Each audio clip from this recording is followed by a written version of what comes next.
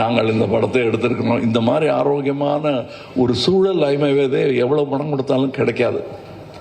அது எனக்கு கிடைத்தது, ராஜ்கமலுக்கு கிடைத்தது.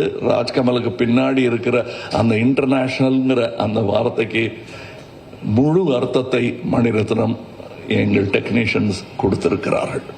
இதில் உள்ள கலைஞர்கள் சின்ன சின்ன பாத்திரம் பண்ணவங்க. ஒரு சின்ன பையன்லாம் ஆக்ட் பண்ணியிருக்காரு. ஒரு 50 படம் பண்ணியிருப்பாரு அந்த பையங்கிற மாதிரி பண்ணியிருக்காரு. அதுக்கு நிஜமாவே 100-200 படம் பண்ணவங்கெல்லாம் சின்ன சின்ன வேஷங்கள் பண்ணியிருக்காங்க. இந்த சந்தோஷத்துக்காக, மணி சார் கூட ஒர்க் பண்ணுங்கிற சந்தோஷத்துக்காக தான் பாதி பேர் வந்தாங்க. சம்பளம் 2ஆம் பட்சம் தான் அவங்களுக்கு. இது எங்களுக்கு தெரிந்த உண்மைங்கிறதுனால சொல்கிறேன். நாம் வையாபுரி மாதிரி ஆர்டிஸ்ட் எல்லாம் நாங்கள் கண்டெடுத்தவர். அவர் ஜூனியர் ஆர்டிஸ்டாக இருந்த போது நாங்கள் கண்டெடுத்து இவர் அப்படின்னு பார்த்து கூப்பிட்டது அவர். இன்னைக்கு அவர் எங்கள் கூடயே உட்காருங்க, சீட்டு கிடைச்சாச்சு, உட்காந்துடணும். அது ரொம்ப கஷ்டம். அந்த நிலையிலிருந்து வந்த அவருக்கு தான் தெரியும். இன்னைக்கு இங்க ஜோஜோ இல்லை, இப்ப இந்த முன் வரிசையில் அமர்ந்திருக்கிற எல்லாருமே என் நண்பர்கள் தான். அவங்களுக்கு இந்த வாய்ப்பு கிடைச்சது எனக்கு பெருமையா இருக்கு.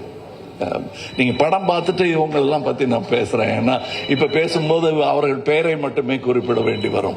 அவர்கள் திறமையும் பத்தி பேசுவதற்கு இன்னொரு விழா நடக்கத்தான் போகிறது என்று எனக்கு தோன்றுகிறது. அந்த விழாவில் உங்களுடன் பேசுகிறேன். மற்றபடி எனக்கு உறுதுணையாக இருந்த தமிழ்நாட்டிற்கே நன்றி சொல்ல வேண்டும். நான் மேடையில் பேசும்போது உயிரே உறவே தமிழே என்று சொன்னதற்கான அர்த்தத்தையும் நான் முழுமையாக உணர்கிறேன். நன்றி. அதாவது ஒரு நிமிஷம் தயவு செய்து புரிஞ்சுக்கங்க. இது உங்களுக்கு நன்றி சொல்லுவதும் எங்கள் குதூகலத்தை பகிர்ந்து கொள்வதற்காகவும் மட்டுமே ஏற்பாடு செய்யப்பட்டது. நம்ம எல்லாம் உட்கார்ந்து சாப்பிடுவோம். இன்னும் பேச வேண்டியது நிறையா இருக்கு. அது தக் லைஃப் சம்பந்தப்பட்டது இல்லை, அது அப்புறம் பேசுவோம். கண்டிப்பாக அதற்கான நேரத்தை ஒதுக்கி தர வேண்டியது என் கடமை தமிழனாக. நன்றி, வணக்கம்.